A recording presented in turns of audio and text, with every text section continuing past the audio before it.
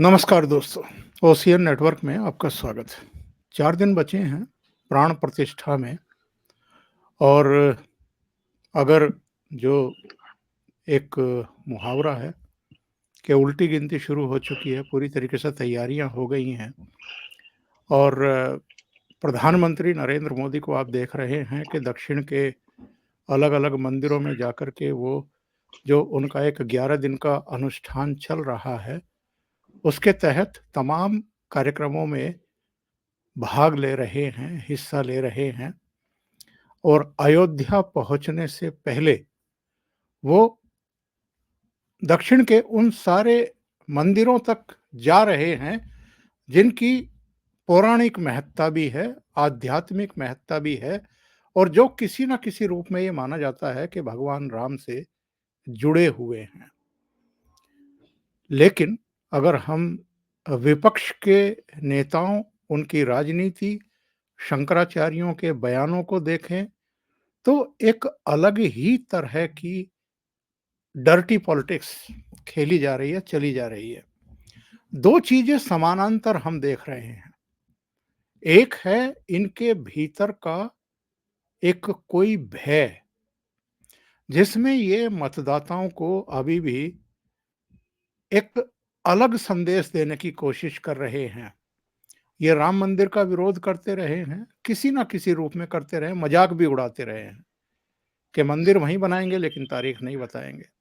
अब तारीख आ गई है तो दूसरा राग अलाप रहे हैं कि चूंकि लोकसभा चुनाव हैं और लोकसभा चुनाव में इनको भगवान राम के नाम का उपयोग करके वैतरणी पार करनी है, इसलिए इतने बड़े पैमाने पर ये आयोजन किया जा रहा है और आधे अधूरे मंदिर में किया जा रहा है। कई तरह की चीजें, कुछ शंकराचार्यों को भी इन्होंने आगे किया है। तो ऐसे में हम ये समझने की कोशिश करेंगे। अखिलेश यादव कहते हैं 22 को नहीं जाएंगे, 22 के बाद सहपरिवार दर्शन करने जाएंगे। अरविंद केजरीवाल ने रोहिणी में सुंदरकांड का पाठ शुरू कराया और अब सभी विधानसभा क्षेत्रों में करवा रहे हैं। वो भी कह रहे हैं कि मुझे जो निमंत्रण पत्र मिला है उसमें बस मुझे ही आमंत्रित किया गया है, मैं अपने परिवार, अपनी पत्नी, बच्चों के साथ 22 के बाद किसी समय जाऊंगा। शरद पवार का भी कुछ ऐसा ही बयान आया है कि मैं दर्शन करूंगा लेकिन जब मंदिर पूर्ण हो जाएगा तब दर्शन करूंगा। ममता बनर्जी उस दिन सर्वधर्म समभाव का एक मैसेज देने की कोशिश कर रही हैं और कई जगहों पर जाएंगी, मंदिर काली घाट के मंदिर भी जाएंगी, चर्च भी जाएंगी, जो जो धर्म स्थल हैं, मस्जिद वगैरह, उसमें जाएंगी वो। इसी तरीके से उद्धव ठाकरे नासिक के उस मंदिर में जा रहे हैं जिसका ऐतिहासिक पौराणिक महत्व है और जिसमें अभी प्रधानमंत्री नरेंद्र मोदी होकर के आए हैं। तो आज जरा ये समझने की कोशिश करेंगे कि ये इनके भीतर की कोई घबराहट है, मतदाताओं को भ्रमित करने का एक और प्लान है, या यहाँ भी एक राजनीति खेली जा रही है कि 22 को अयोध्या में जो भव्य और दिव्य कार्यक्रम हो रहा है, जिसमें करीब 6 से 8 हजार लोगों को आमंत्रित किया गया है, देश विदेश के प्रतिनिधि होंगे, 160 देशों में उसका प्रसारण होगा, तो उससे लोगों का ध्यान डाइवर्ट किया जाए या अपने कार्यकर्ताओं को दूसरे कार्यक्रमों में व्यस्त कर दिया जाए। तो मेरे साथ सीधे प्रयागराज से जुड़ रहे हैं वरिष्ठ पत्रकार और विश्लेषक अनुपम मिश्रा। तो अनुपम जी के साथ जुड़ करके इन चीज़ों को समझने की कोशिश करते हैं। अनुपम जी, बहुत स्वागत है आपका। बहुत नमस्कार। धन्यवाद सर। अनुपम जी, आपकी समझ में क्या आ रहा है? अरविंद केजरीवाल रोहिणी में सुंदर कांड करवाते हैं और इससे पहले वो बहुत कुछ कह चुके हैं राम मंदिर के बारे में। इनको नानी भी याद आती थी एक समय में। नानी का नाम लेकर के ये कुछ ऐसी बातें करते थे।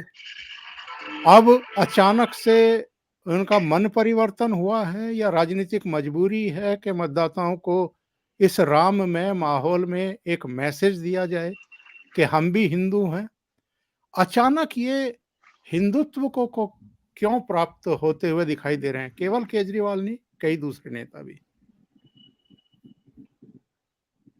मुखर जी, देखिए, हम लोग बाकी नेताओं की बात बाद में कर लेंगे, लेकिन जहां तक केजरीवाल का सवाल है, मैं सामान्य तौर पे चाहे सोशल मीडिया हो चाहे टीवी हो, कम सख्त लफ्जों के प्रयोग से बचता हूं और बहुत सख्त तनकीद भी नहीं करता हूं। लेकिन केजरीवाल के जब नाम आता है तो मुझे लगता है कि साहब, ऐसी मक्कारी तो हिंदुस्तानी राजनीति में कभी देखी ही नहीं गई। एक जमाने में मैंने वीपी सिंह को बहुत करीब से देखा था, तब तो मैं हालांकि इंजीनियरिंग कॉलेज का छात्र था। उनमें भी मैंने बड़ी ही एक महीनता और एक मक्कारी देखी थी। लेकिन केजरीवाल ने तकरीबन सबको मात दे दी है। मेरी नानी कहती थी कि उस मंदिर में राम नहीं बस सकते जो मस्जिद तोड़कर बनाई गई हो। और ये कहने के 6 महीने के अंदर उन्होंने अयोध्या के लिए एक फ्री की ट्रेन चलवा दी दिल्ली के बुजुर्गों के लिए। तो जहां उनकी नानी नहीं जाना चाहती थी, वहां दिल्ली दिल्ली के सारे बुजुर्गों को भेज दिया उन्होंने। अब उन्होंने एक नई बात कही कि मेरे माँ बाप की बड़ी इच्छा है। तो मैंने ट्वीट किया कि साहब, पूरा खानदान मिलके नानी के खिलाफ हो गया। अभी तक तो मतलब आप चाहे, जब आपके माँ बाप की भी इच्छा हो गई और सबको नानी से नाराजगी हो गई, तो कहने वाले ये भी बताते हैं कि केजरीवाल की नानी की मृत्यु 80 के दशक में ही हो गई थी और बाबरी 92 में गिरी। तो वो क्या कहते हैं, कैसे कहते हैं? मेरी जिंदगी में मैंने इतनी राजनीति देखी और इतने जमाने से देख रहा हूँ, ओंकार जी, मुझे तो ऐसा मतलब बयान बदलता दूसरा शख्स नजर ही नहीं आया। और आज भी आप देखिए, आज उनको चौथा सम्मन आया है ईडी का, और आज उन्होंने फिर जाने से इनकार कर दिया। कहते हैं ईडी मुझे गिरफ्तार, अरे ईडी तुम्हें गिरफ्तार करना चाहती है तो आके घर से गिरफ्तार कर ले। एक नई चीज भी, थोड़ा सा टॉपिक से हट रहा हूं, एक नई चीज भी जी, जी। चली है आजकल का, ओंकार जी, कि अगर गिरफ्तारी भी होनी है तो हाथ पैर लाद की गिरफ्तारी हो। अब जैसे महुआ मित्रा को देखिए, उनसे लगातार मकान खाली करने को कहा जा रहा है, पर उन्हें मालूम है कि अब चलते चलते थोड़ा सा और फुटेज ले लो, और अगर मुझे मकान से बाहर फेंका जाए तो ज्यादा अच्छा होगा। संजय सिंह को देखिए, वो हर कुछ दिन में पार्लियामेंट में मार्शलों के कंधे पे सवार होकर निकलना पसंद करते हैं। केजरीवाल को भी लग रहा है जब गिरफ्तारी होना है तो शराफत से क्यों हो, थोड़ा ड्रामा हो जाए, वगैरह वगैरह। केजरीवाल क्या कहते हैं, Kejriwal is in a class of his own. उनका तो एकदम जैसे कहना चाहिए, उनका क्लास ही अलग है, उस पर क्या कहा जाए। लेकिन जहां तक बाकी पॉलिटिशियंस का सवाल है, आ, मैं थोड़ा सा राजनीति की बात करूं अगर, तो वो सब भाजपा के बिछाए हुए जाल में फंस गए हैं। दो तरह से फंस गए हैं। पहले तो ये कि उन्हें जाए तो दिक्कत, ना जाए तो दिक्कत, जाए तो मुसलमान वोट नाराज हो। अच्छा देखिए, मुस्लिम वोट बैंक के हवाले से इस तरह समझिए, बार बार मुस्लिम वोट बैंक की बात होती है ओंकार जी, तो इसको समझिए कि कितना इंपॉर्टेंट है। ये जो गठबंधन विपक्षी बना है, जिसका नाम INDIA, ये इंडिया रखा गया है, उसका मतलब क्या है? ममता का वोट बंगाल के बाहर नहीं, नीतीश और लालू का वोट बिहार के बाहर नहीं, अखिलेश यादव का वोट पूरे उत्तर प्रदेश में नहीं, आ, केजरीवाल का वोट 2 स्टेट से बाहर बहुत। अभी देखिए, केजरीवाल 3 स्टेट में चुनाव लड़के आए और नोटा से आधे वोट मिले। और शरद पवार और उद्धव ठाकरे पूरे महाराष्ट्र में नजर नहीं आते, स्टालिन तमिलनाडु के बाहर दक्षिण भारत में ही नजर नहीं आते। तो इस गठबंधन का मतलब क्या है? गठबंधन का मतलब सिर्फ ये है, एक लाइन में, एक वाक्य, एक सूत्र है, मुस्लिम वोट को बिखरने से बचाओ। किसी भी सीट पर ऐसे दो उम्मीदवार न लड़े कि मुस्लिम वोटों में किसी भी प्रकार का बिखराव हो। इतना इंपॉर्टेंट है मुस्लिम वोट। इसको कभी कभी मुझे लगता है कि इंडिया इंडिया नाम गलत है, इसका नाम होना चाहिए मुस्लिम वोट बचाओ गठबंधन। तो इस, और मतलब, और कोई इस गठबंधन का आप मतलब बता देना, इसका कोई सरपैर बता दे, कुछ मतलब यही है, बस मुस्लिम वोट को बिखरने से बचाना है। तो जाहिर सी बात है, जहां पे मुस्लिम वोट इतना इंपॉर्टेंट है, मुस्लिम वोट को इस बात की आपको तारीफ करनी होगी सर, कि ऐसा एकजुट होकर उन्होंने 70 साल में अपने आप को वोट बैंक की तरह, एक एक शस्त्र की तरह इस प्रयोग किया है, जिसने कि इस डेमोक्रेसी की आर पार निकल गया। साहब, हमको आप, ये पहली बार ऐसा हुआ है नरेंद्र मोदी के शासनकाल में, योगी आदित्यनाथ के शासनकाल में, जहां पे उन्होंने कहा ठीक है, हम मुस्लिम कैंडिडेट भी नहीं खड़े करेंगे हमें, और हम जीत भी जा रहे हैं। वो हेमंत बिस्वा शर्मा को तो आपने सुना हो, तो कहते हैं हमें मुसलमान वोट ही नहीं चाहिए। तो ये पहली बार ऐसा हो रहा है, और ये इनको अभी दिल्ली से एक बड़े भारी पत्रकार हमारे पास आए, ओंकार जी, बहुत बड़े पत्रकार, वो हमसे कहने लगे कि साहब मुसलमानों को डिसनफ्रेंचाइज कर गया है, डिसनफ्रेंचाइज कर दिया गया है, मतलब उनसे वोट की ताकत छीन ली गई। हमने कहा अरे ये कानून कब पास हुआ भाई, ऐसा तो कोई जी, जी। कानून नहीं पास हुआ। उन्होंने कहा नहीं, अगर मुसलमान वोट के बगैर सरकार बन जा रही तो इसका मतलब आपने उनकी वोट की ताकत खत्म कर दी। अब ये कौन सा लॉजिक, मतलब अगर मुस्लिम वोट के बगैर, अगर मुस्लिम वोट किंग मेकर नहीं है, तो वो फरमा रहे थे कि साहब मुस्लिम वोट ही खत्म हो गया। अब ऐसे में इन तमाम पॉलिटिशियंस को एक दिक्कत है कि साहब जाए तो मुस्लिम वोट नाराज, ना जाए तो एक एंटी हिंदू का ठप्पा। तो उसमें सब लोग अलग अलग तरह से कि ठीक है अभी नहीं जाएंगे, बाद में चले जाएंगे, ये भाजपा का फंक्शन है, हम बाद में हो लेंगे, वगैरह वगैरह तमाम चीजें। कहते हैं कि साहब मंदिर कंप्लीट नहीं हुआ है। सोमनाथ मंदिर का जो जीर्णोद्धार सरदार पटेल ने कराया था, उसके उद्घाटन और उसके मंदिर के खत्म होने में, मतलब कंप्लीट होने में 5 साल का फर्क था उनका। जी हाँ। उसके उद्घाटन के 5 साल बाद तक वो बनता रहा। तो ये कहाँ की बात इन लोग करते हैं, समझ में। बहरहाल अब बल्कि तो मैं देख रहा हूँ, सही में तो 62 में जाके तैयार हुआ था। अब आप सोचिए, मतलब मतलब एक दशक बाद, 51 में 51 में हाँ उन्होंने उसका वो किया था। एक दशक बाद तक बनता रहा। आज मैं बिल्कुल। देख रहा हूँ आरफा खानम शेरवानी परेशान थी कि साहब सही मुहूर्त नहीं है। मुझे तो हंसी आ गई कि आरफा खानम शेरवानी को दिक्कत है कि सही मुहूर्त नहीं है, तो मतलब अब आप मुहूर्त बताएंगे। बहरहाल तो ये अब दिक्कत तो है साहब, जाए तो दिक्कत, ना जाए तो दिक्कत, इधर कुआं तो इधर खाई। तो एक इसमें तो दो राय नहीं है। और देखिए भारतीय जनता पार्टी की भी सियासत को, मैं एक पत्रकार हूं तो इसको इस सियासी नजरिए से भी देख रहा हूँ कि उनकी आप सियासत देखें। उन्होंने तमाम उन लोगों को निमंत्रण पत्र भेजा है जिनको उन्हें मालूम था कि उनको आने की कोई गुंजाइश नहीं है, और वो निमंत्रण पत्र उनको बुलाने के लिए नहीं, उनको एक तरह से बेनकाब करने के लिए भेजा गया है। तो बहरहाल उनको दिक्कत आ रही। अब वो कह रहे हैं कि साहब हम इस मंदिर चले जाएंगे, उस मंदिर चले जाएंगे। अभी आप बता रहे थे कि राहुल गांधी अपनी यात्रा के दौरान किसी मंदिर में चले जाएंगे, असम में कहा चले जाएंगे।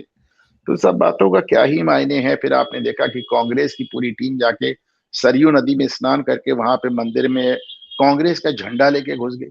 अब वहां पे जाहिर सी बात है, उन्होंने कहा साहब आप राजनीतिक झंडे लेके यहाँ क्यों आ रहे हैं। तो वहां तमाम बड़ा विरोध हुआ। एक बात आपसे कहें ओंकार जी, बहुत दिल से कहूंगा, ये मतलब इसमें कोई पॉलिटिक्स नहीं है, इसमें कोई पत्रकारिता भी नहीं है। मैंने इस बात को ट्विटर पे लिखा है और 2 बार लिखा है। मेरा अपना मानना है कि विपक्ष भारतीय जनमानस की राम मंदिर और राम को लेकर जो इस बार संवेदनाएं सामने आ रही हैं, जो जज्बात सामने आ रहे हैं, जो भावनाएं सामने आ रही हैं, विपक्ष उनको समझ नहीं पा रहा है। वो अभी भी आज से 50 साल पुरानी राजनीति, ऐसा कर देंगे तो ऐसा, ऐसा कर देंगे तो ऐसे में लगा हुआ है। वो इस बात को बिल्कुल भी रियलाइज नहीं कर पा रहा है ओंकार जी कि वो एकदम गलत रास्ते पे है। और जैसा कि अभी किसी ने कहा सोशल मीडिया, मुझे याद नहीं है, कांग्रेस का तो जहां तक सवाल है, उन्होंने राम के ऊपर राहुल को तवज्जो दी। उनको राहुल ज्यादा इंपॉर्टेंट नजर आए राम के मुकाबले। और वैसे भी तमाम मैं लेफ्टिस्ट पत्रकारों को देखता हूँ, उनका भी मानना है कि कांग्रेस को एक अपने पाप धोने का अच्छा मौका। देखिए होता क्या है उनका, ये दिक्कत कहाँ आती, दिक्कत ये आती है कि जैसे अगर आप मंदिर जाएं तो फिर आपको ये भी समझना पड़ेगा ना कि आप वो पार्टी हैं जिसने सुप्रीम कोर्ट में लिख के हलफनामा दिया था कि राम नाम की कोई चीज ही नहीं, काल्पनिक है। तो आप मंदिर जाएं तो आपको बताना पड़ेगा कि आपका सांसद इतने लंबे समय तक राम मंदिर को रोकने के लिए कपिल सिब्बल क्यों मुकदमा लड़ते रहे। तो उसका सबसे अच्छा तरीका ये मैं मानता हूं कि एक बार अपने गुनाह कबूल कर ले, क्या सब गलती हो गई हमसे। अब राहुल गांधी मान सकते हैं कि 84 में जो सिख जेनोसाइड हुआ था वो उनसे गलती थी। राहुल गांधी ये भी मानते हैं कि साहब मंडल आयोग का विरोध करना उनकी गलती थी। पर राहुल गांधी कोर्ट्स में जाके ये भी मानते हैं कि आरएसएस के खिलाफ जो मैंने कहा वो गलत था। राहुल गांधी कोर्ट में जाके ये भी कहते हैं कि चौकीदार चोर है, मेरा नारा गलत था। वो सब तरह की गलती मानते हैं, सब तरह की माफी मांगते हैं। पर भगवान राम के सामने वो अपने को गलत साबित होने देना नहीं चाहते। इसीलिए मैं कहता हूं कि राहुल राम से बड़े, कम से कम कांग्रेस के निगाह। ये बताइए, ममता बनर्जी के बारे में जानकारी मिली है कि 22 जनवरी को वो सभी धर्मों को कवर करती हुई एक रैली का नेतृत्व करेंगी और ये रैली जो है मस्जिद जाएगी, मंदिर जाएगी, चर्च जाएगी, गुरुद्वारा जाएगी और इसकी शुरुआत जो है वो काली माँ के मंदिर में पूजा अर्चना से वो करेंगी। बाद में जो हजरा पार्क में सर्कस मैदान है वहाँ पर रैली करेंगी और बीच में मस्जिद है, मंदिर है, चर्च है, गुरुद्वारा है, उन सब में जाएंगी। ये ठीक उसी दिन ये सब करने की क्या ज़रूरत है उनको? किसी और दिन कर लेती अगर ऐसा ही करना था तो। ममता बनर्जी को जब वो रोज़ों पे, ईद पे, बकरीद पे आप अपना सर कवर करके मजलिस में बैठ के दोनों हाथ उठा के दुआ मांगते देखते हैं, तो क्या आपने कभी सुना कि वहां पे जाने से पहले या बाद में वो मंदिर भी गई थी? मतलब किसी और मजहब के जब वो फंक्शन में शामिल होती हैं, तो क्या वो उसके आगे पीछे मंदिर जाती हैं? पर नहीं, एक वही जिद है। अच्छा, बड़ी अजीब सी जिद है। एक हमारे यहाँ कुछ बड़े भ्रम भी फैले हैं। मैं आपको बताऊं कार जी, जैसे माना जा रहा है कि जो भगवान राम हैं, उनकी पूजा या उनके प्रति जो झुकाव है, लगाव है, वो सिर्फ उत्तर भारत तक, 3-4 राज्यों तक सीमित है। बहुत इससे बड़ी गलत कोई बात हो ही नहीं सकती। क्या बंगाल, क्या मद्रास, क्या गुजरात, हर जगह हमें तो एक कहावत है ना ओंकार जी की, राम से बड़ा राम का नाम। आप देखें, आज प्रधानमंत्री मोदी ने 6 स्टैंप जारी किए राम मंदिर को लेकर। लेकिन उससे बड़ी बात जो मुझे लगता है, उन्होंने एक एल्बम जारी किया ओंकार जी। उस एल्बम में 20 अलग अलग देशों के भगवान राम के बारे में जारी किए डाक टिकटों का संग्रह है। अब आप इसको हाँ, सोचें ओंकार जी कि 20 देश भगवान राम पर डाक टिकट जारी करके उनके प्रति अपना सम्मान व्यक्त कर रहे हैं, और इसी देश के राजनेता इतने बड़े इवेंट को, इतने बड़े मौके को, मैं तो लगता है कि जैसे इनका दीन और दुनिया दोनों के लिहाज से इससे गलत कदम नहीं हो सकता उनका। उद्धव ठाकरे के बारे में जानकारी मिल रही है कि नासिक में जो मंदिर है, जहाँ पर अभी प्रधानमंत्री नरेंद्र मोदी होकर के आए हैं, काला राम मंदिर, उसमें आरती करेंगे उस दिन। और बाकी तो छोड़िए, इन्होंने कहा कि राष्ट्रपति द्रौपदी मुर्मू जी को भी हम बुला रहे हैं, उनको इन्होंने एक पत्र लिखा है। क्या राष्ट्रपति को ऐसे बुलाया जाता है पत्र लिख करके? अगर आपको राष्ट्रपति को आमंत्रित ही करना है और 22 को ही आमंत्रित करना है, जिसका निमंत्रण ऑलरेडी उनको अयोध्या का मिल चुका है, राष्ट्रपति को भी मिल चुका है, उपराष्ट्रपति को भी मिल चुका है, लेकिन अगर राष्ट्रपति को आपको आमंत्रित करना है तो क्या आपको उनसे समय लेकर के उनसे व्यक्तिगत रूप से नहीं मिलना चाहिए था? या केवल राजनीति करने के लिए ही आप राष्ट्रपति का भी नाम उसमें घसीट रहे हैं, जो 22 तारीख को आप कर्मकांड करने जा रहे हैं कालाराम मंदिर में नासिक में? मुझे लगता है कि राष्ट्रपति उपराष्ट्रपति ठीक है, उन्होंने प्रधानमंत्री को भी बुला लेना चाहिए था ना। उनको क्यों छोड़ दिया? उनको भी बुला लेना चाहिए था कि 22 को आप अयोध्या ना जाए, आप यहाँ आ जाए। देखिए, मुझे राजनीति करने से कोई दिक्कत नहीं है। राजनेता है, राजनीति नहीं करेंगे तो क्या करेंगे? पर मियाँ जो कर रहे हो उसको तो कायदे से करो, उसको तो सलीके से करो। मतलब आप देखें, उद्धव ठाकरे की जो पार्टी है, वो पार्टी है कि जिसके प्रमुख बाल ठाकरे हिंदुस्तान के इकलौते राजनेता थे जो खुल के कहते थे कि साहब मस्जिद हमने गिराई, बताओ क्या करना है। और जबकि हकीकत यह है कि उस दिन कार सेवकों तक शिवसेना की टोली पहुंची ही नहीं थी। ट्रेनें कैंसिल थी, सब बंद था, बसें रुकी हुई थी, शिव सैनिक पहुंच नहीं पाए अयोध्या, लेकिन सीधा ठोक के बाल ठाकरे कहते थे हमने गिराई, बताओ। अब आप उसको ही ठीक कर लें भाई। दूसरी बात, आप बाल ठाकरे जिंदगी भर जिस कांग्रेस को डिटेस्ट करते रहे, जिस कांग्रेस को सोनिया के नाम से ताना देते रहे, आप उन्हीं के आगे नतमस्तक हैं। तो राजनीति ही ठीक से कर रहे हैं ना भाई, राजनीति भी कर रहे हैं, में क्या बुराई है? राजनीति तो आपके पिताजी भी करते थे। लेकिन आपकी राजनीति, अब संजय राउत का मैं बयान सुन रहा हूँ, वो कह रहे हैं कि जो मंदिर बन रहा है वो जहां मस्जिद गिरी थी उससे 4 किलोमीटर दूर बन रहा है। संजय राउत, क्या हो गया है, क्या बोल रहे हैं आप? मतलब आज की तारीख में जहां पे हर आदमी सोशल मीडिया पे हर चीज सामने है, तो कभी आपने ये एक बना दिया कि माफी चाहता हूँ, तो कभी आपने ये बना दिया कि मोदी जजमान। क्या क्या, मोदी जजमान नहीं है भाई, मोदी नहीं है। वो सिर्फ एक जिसे कहना चाहिए कि वहां पे सिर्फ उनकी उपस्थिति है, जजमान वहां कोई और है। तो कभी कोई मुद्दा बना दिया, कभी कोई मुद्दा बना दिया। जिन लोगों ने शंकराचार्य को दिवाली की रात पूजा से उठा के जेल भेज दिया, आज वो बताते हैं कि शंकराचार्य ऐसा कह रहे हैं, शंकराचार्य वैसा कह रहे हैं। हाँ, संजय राउत बताते हैं कि मंदिर है अभी 4 किलोमीटर दूर, बता रहे हैं। ज्यादा होगा तो बता देंगे अयोध्या में ही नहीं बन रहा है, वो तो कहीं और बगल वाले जिले में बन रहा है, लखनऊ में बन रहा है, बाराबंकी में। तो उनका अब इसका क्या जवाब दिया जाए? जहां तक उद्धव ठाकरे की बात है, कभी कभी मुझे लगता है कि एक उर्दू का शेर है ओंकार जी की, बस एक गलत कदम पड़ा था राह शौक में और मंजिल तमाम उम्र हमें ढूंढती रही। तो अच्छा खासा आपकी सरकार चल रही थी, आपका डिप्टी सीएम होता, आपके 2 आदमी केंद्र सरकार में होते, एक इतना पुराना गठबंधन चल रहा था। पर आपने एक गलत फैसला ऐसा लिया कि ना सरकार बची, ना पार्टी बची, ना सिंबल बचा, ना विधायक बचे, ना सांसद बचे, और सबसे बड़ी बात, आपके जो पिताजी जिनका एक नाम हुआ करता था, आपने तो उस पे भी किसी हद तक उसको ब्लर कर दिया और उसको अम, भुला दिया लोगों को कि बाल ठाकरे साथ क्या चीज हुआ करते थे। तो उद्धव ठाकरे को देख के तमाम शिव सैनिकों से मेरी बात हुई, और वो उन लोगों से बात हुई मेरी ओंकार जी जिन्होंने शिंदे के साथ पार्टी नहीं छोड़ी, जो आज भी उद्धव के साथ है। वो मुझसे कहते हैं साहब हम साथ हैं, हमारी लॉयल्टी इस पार्टी के साथ, बाल ठाकरे साहब के लड़के हैं, हम इन्हीं के साथ रहेंगे। हम राज ठाकरे के साथ नहीं गए तो हम उद्धव ठाकरे के साथ क्या जाएंगे? लेकिन बड़ा दुख है उनको, बहुत दुख है अपने नेता का चरित्र देख के और अपने नेता का बर्ताव देखकर।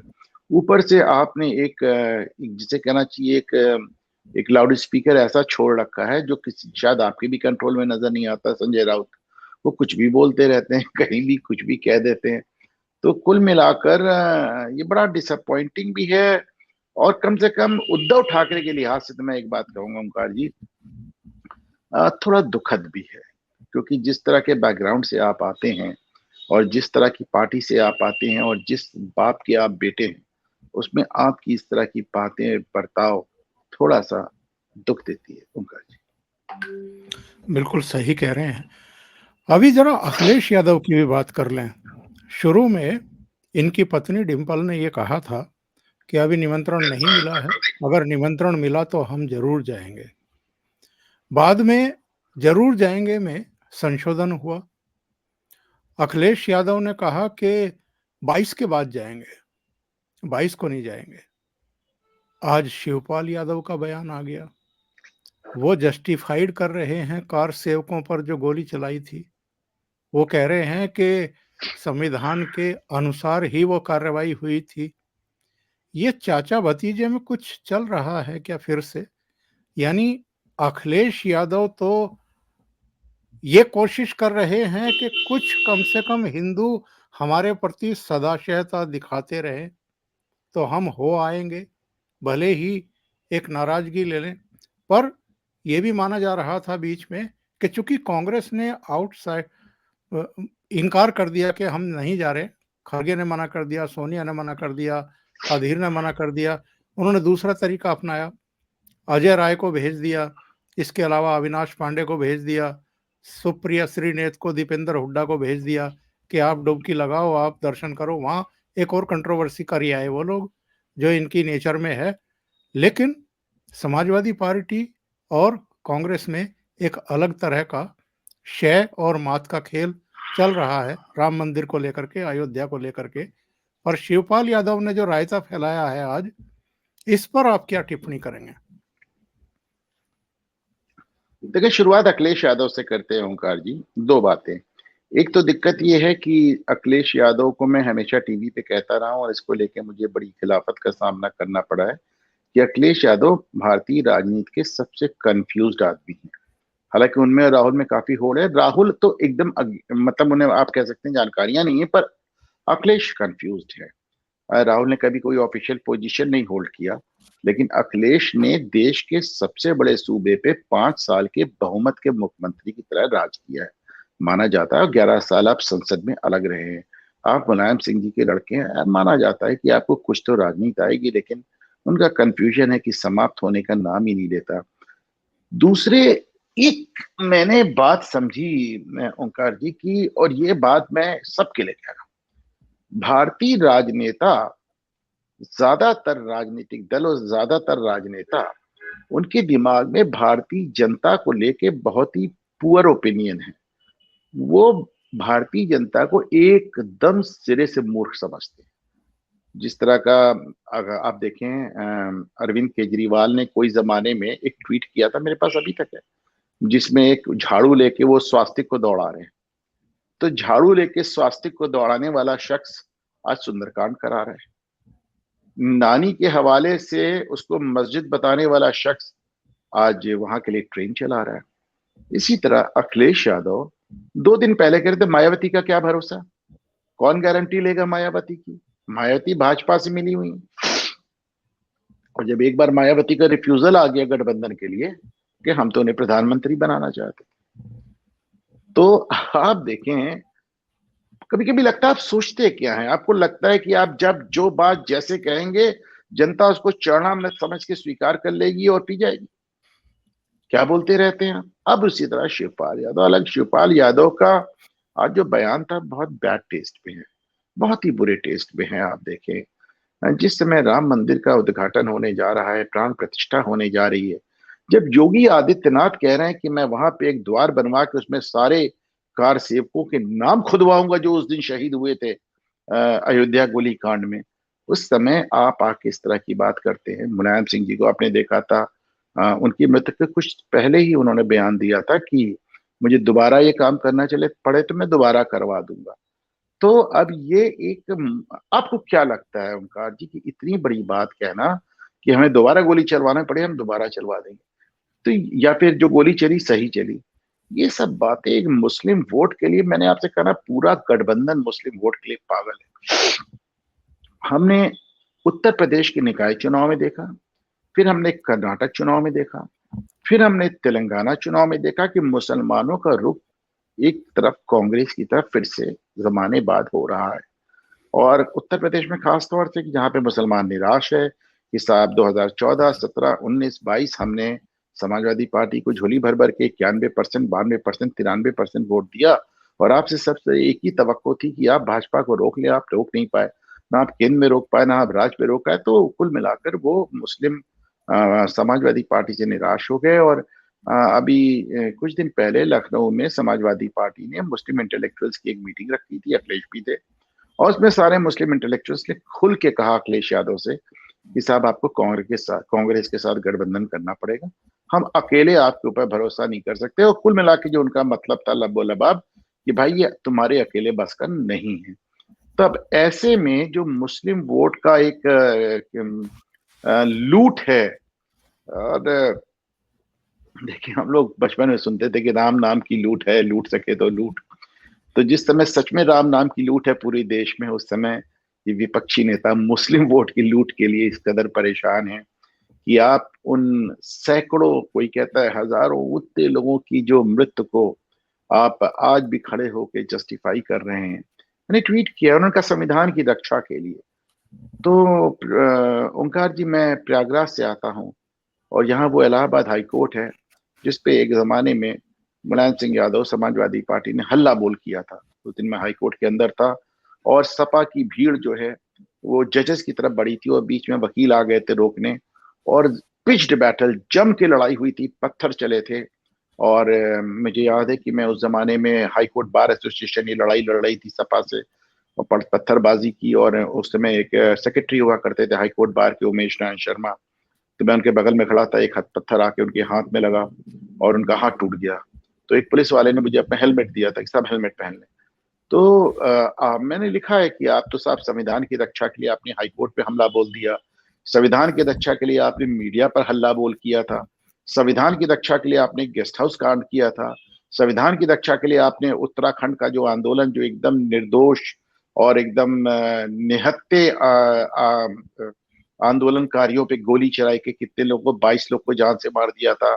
और संविधान की रक्षा के लिए आपने बलात्कारियों को लड़का बताकर माफ करने की बात कही थी। तो ये संविधान वाली बातें समाजवादी पार्टी के मुंह से बहुत अच्छी नहीं लगती हैं ओंकार जी, लेकिन अब शिवपाल जी कह रहे हैं तो कह रहे हैं। और फिर वही कहूंगा कि ये मुस्लिम वोटों का जुनून इस कदर है, इस कदर हावी है लोगों पे कि अच्छा, एक चीज और भी उनको लगता है, उन्हें लगता है कि ज्यादातर हिंदू वोट तो भाजपा ले गई।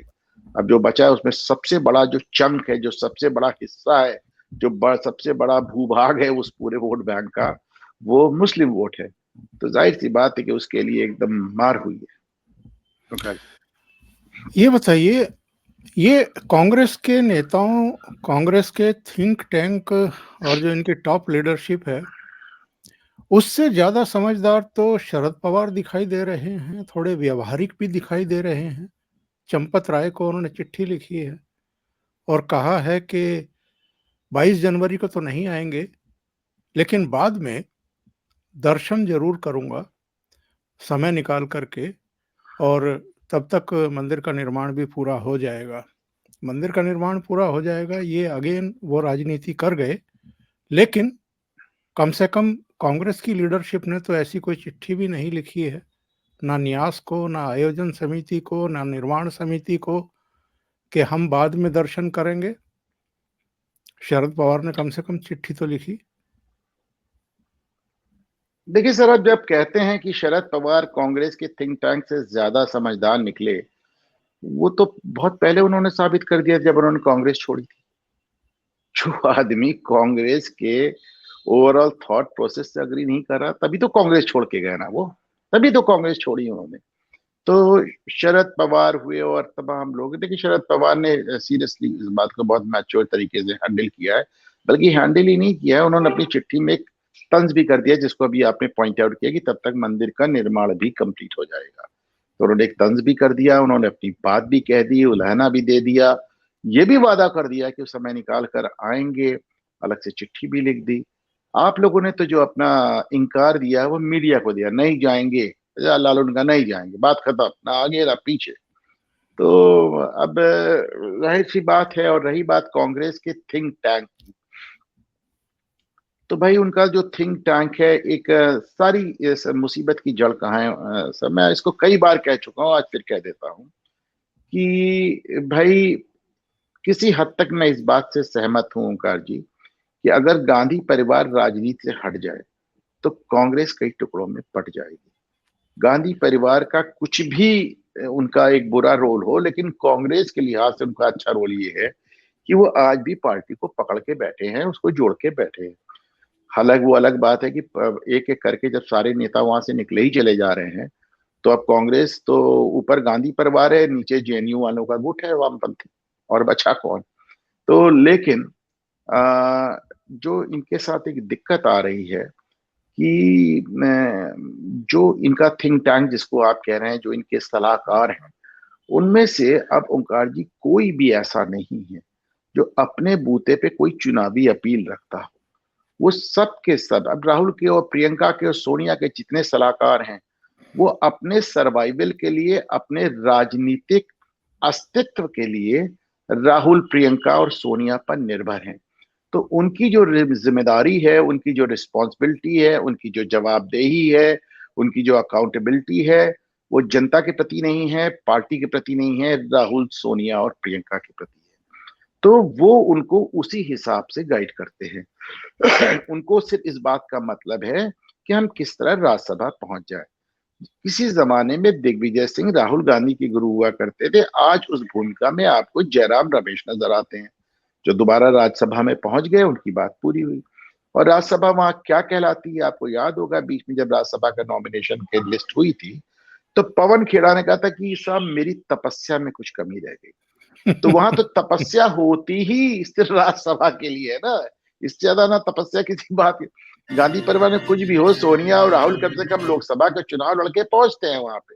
आप सब तो एक लोकसभा में आप शिवप्रिया शेनैत की बात कर रहे हैं, एक चुनाव लड़ी आके और जमानत जब्त हो गई उसपे। और जब से उनकी जमानत जब्त हो गई तब से उनको मुख्य प्रवक्ता बना दिया गया, जिसपे आप टीवी पे बैठ के बड़ी जिसे कहना जी एग्रेसिव टोन में और गंदी जबान में बड़ी बड़ी बातें करते आप देखते हैं। अभी अयोध्या में आपने देखा कि उनको कैसे लोगों ने दौड़ा ही लिया था, वो चप्पल अप्पल छूट गई थी इनकी। तो जो इनका सो कॉल्ड थिंक टैंक है, अब आप देखें वो ज्यादातर लोग उसमें जेएनयू से हैं। वो छात्र राजनीति के आगे ना कुछ जानते हैं ना कुछ समझते हैं, ना उनकी कोई अपनी राजनीतिक हैसियत है, अपने लेवल पे कॉर्पोरेटर का चुनाव नहीं लड़ सकते। तो जो उन्होंने सीखा है वो इनको सिखाते हैं। और आप समझिए वो थिंक टैंक जिसको आप कह रहे हैं, हालांकि मुझे उसको थिंक टैंक कहने में थोड़ा सा संकोच इसलिए है क्योंकि मुझे वो टैंक सोचता हुआ नजर तो नहीं आता, वो सिर्फ थिंक करता तो सही। नजर नहीं आता। लेकिन हमने देखा कि जब राहुल यादव गांधी पदयात्रा कर रहे थे तो दिग्विजय सिंह मीडिया से बात कर रहे थे और जयराम यस, रमेश पीछे से आते हैं और धक्का दे के किनारे कर देते हैं, हो सके हो गई बहुत बात। अभी बिल्कुल। 2 दिन पहले हमने देखा, 3 दिन पहले हमने देखा कि राष्ट्रीय अध्यक्ष मल्लिकार्जुन खड़गे कुछ मीडिया से कहना चाह रहे थे और जयराम रमेश उनके आगे से माइक घसीट लेते, कहते हो गई बात, हो गई, खत्म हो गया। तो ये इनका थिंक टैंक है जो लोगों को बताता है कब कितना बोलना है। और रही बात मल्लिकार्जुन खड़गे को, तो कभी कभी उम्र को उनकी वरिष्ठता को देखते हुए मुझे तरस भी आता है, जिस तरह का उनके साथ व्यवहार होता है, जिस तरह वो आपको खड़े रह के नजर आते हैं, जिस तरह आपको धूप में प्रियंका गांधी छाते में और खड़गे जी धूप में खड़े नजर आते हैं, जिस तरह वो खड़े होके सोनिया और राहुल के लिए ताली बजाते रहते हैं, जिस तरह उनके आगे से माइक छीन लिया जाता है। तो आज की तारीख में जिसको आप थिंक टैंक कह रहे हैं वो कन्हैया कुमार से शुरू होता है और जयराम रमेश पे खत्म हो जाता है। जयराम रमेश बाकी चीजें तो जाने दें, तथ्यात्मक रूप से गलत बातें करते हैं। मतलब एक आईआईटीएन से कम ये उम्मीद में नहीं करता, वो तथ्यात्मक रूप से गलत बातें करता है। और मुझे लगता है कि जयराम रमेश और मिलके केजरीवाल और 2 लोग मिलके आईआईटी को हमेशा के लिए एक उसको उस पे एक स्टिग्मा लगा देंगे कि साहब ऐसे भी आईआईटीएंस होते हैं। तो ये आपका थिंक टैंक है जो कि के कन्हैया कुमार से शुरू होता है और के जयराम रमेश पे खत्म हो जाता है। आपके पास कौन पुराना कांग्रेसी बचा?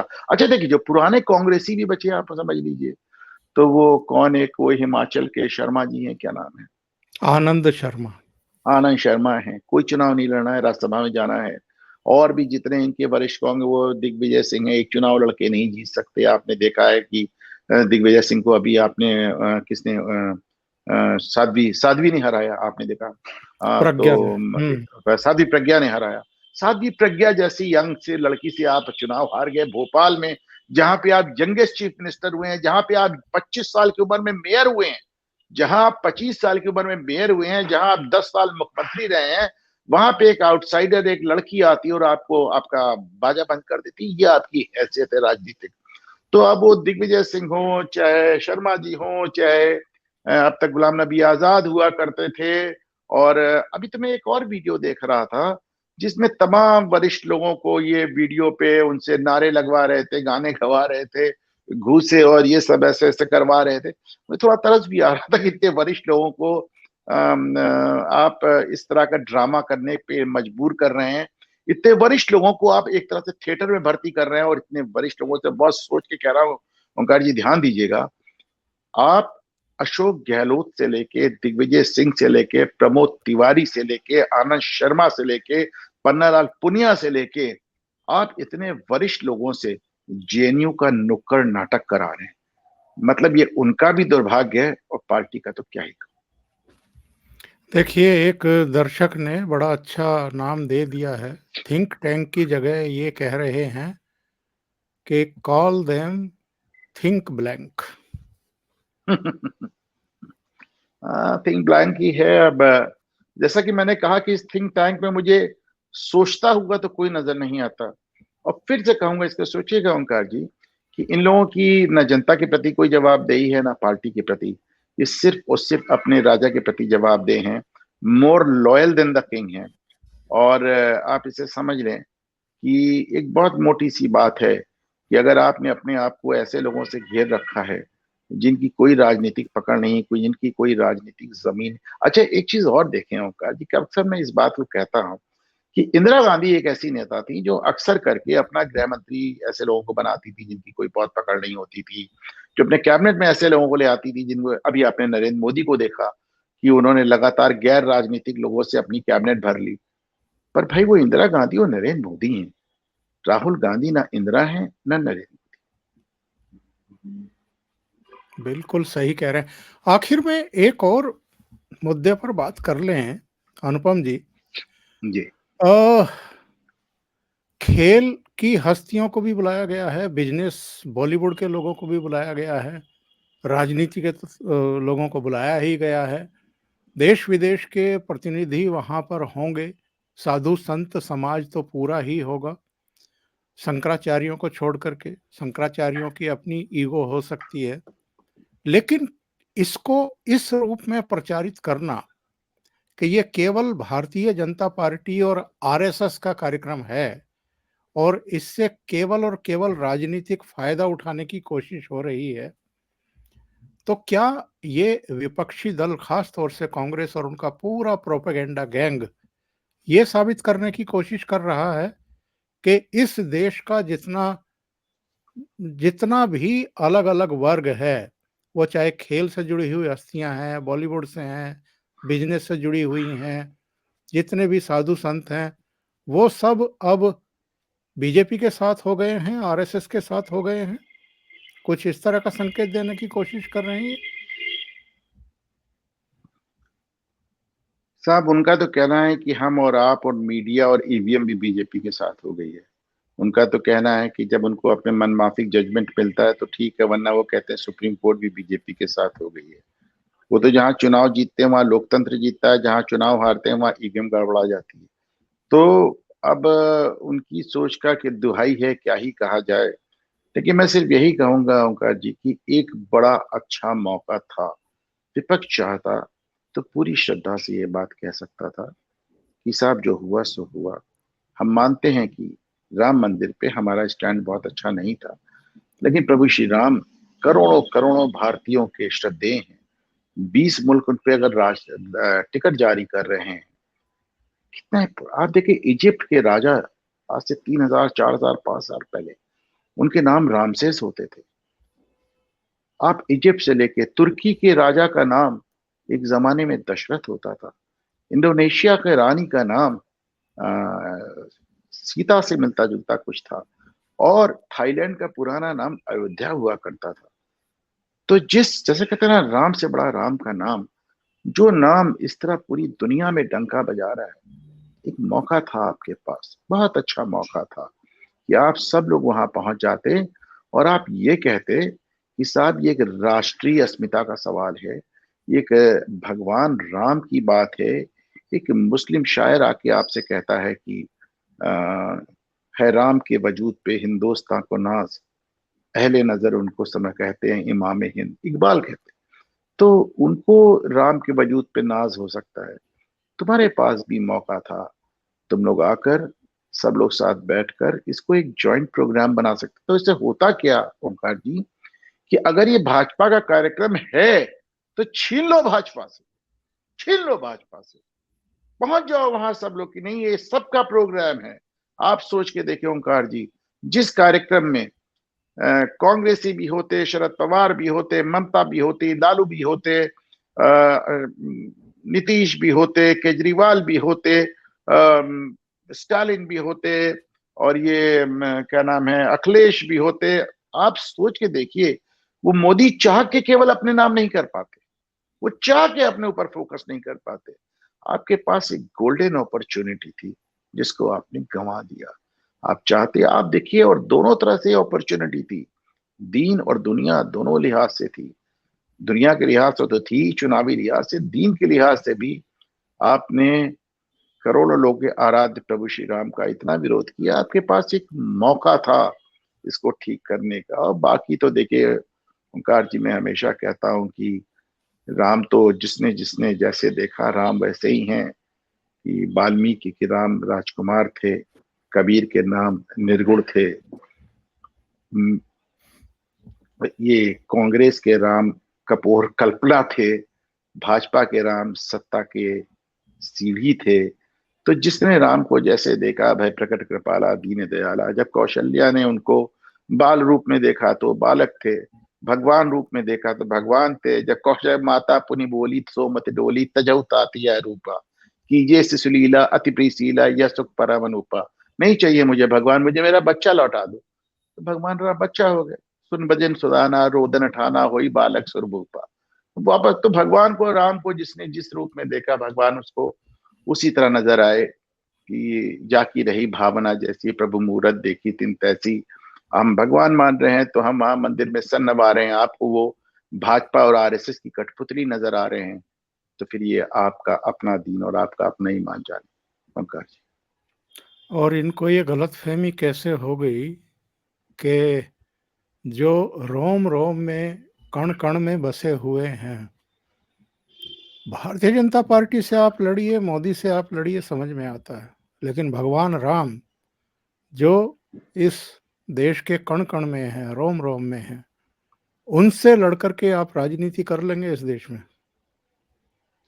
भाई आप देखिए कि आज के मौके पे किस तरह के तंज आ रहे हैं। कोई कह रहा है भगवान राम ने सीता को छोड़ दिया था, कोई कह रहा है शंभू को वध किया था, कोई कुछ कह रहा था, कोई कुछ कह रहा है। मतलब थोड़ा से मैं ईमानदारी से कहूंगा, एक पत्रकार से हट के ओंकार जी, मैं एक व्यक्ति भी हूँ और एक हिंदू भी हूँ, एक सनातनी भी हूँ। तो अगर मैं कहूँ कि मैं इसको सिर्फ पत्रकारिता की नजर से देखता हूँ तो ये झूठ होगा। एक हिंदू के रूप में कहीं ना कहीं मेरा हृदय इस पे व्यथित भी होता है, मैं इससे इनकार नहीं करूंगा। मेरे आराध्य देखो, जो लोग इस तरह बातें कहते हैं तो दुख भी होता है, लेकिन चलिए अपना अपना कर्म। बहुत बहुत धन्यवाद अनुपम जी। बहुत ही महत्वपूर्ण मुद्दे पर बहुत ही सारगर्भित आपने अपने विचार रखे हैं और हमारे दर्शकों को निश्चित रूप से आनंद आया होगा इस चर्चा में। मुझे तो बहुत आया है। मैं आपने आपका मुझे बहुत बुलाया, आभारी हूँ। ओंकार सर आपने बुलाया मुझे, मैं आपका बहुत आभारी हूँ। थैंक यू आपके सर। बहाने दिन ढलते ढलते मुंह से 4 बार राम नाम निकल गया, बड़ी बात है। प्रणाम। बहुत धन्यवाद। बहुत धन्यवाद।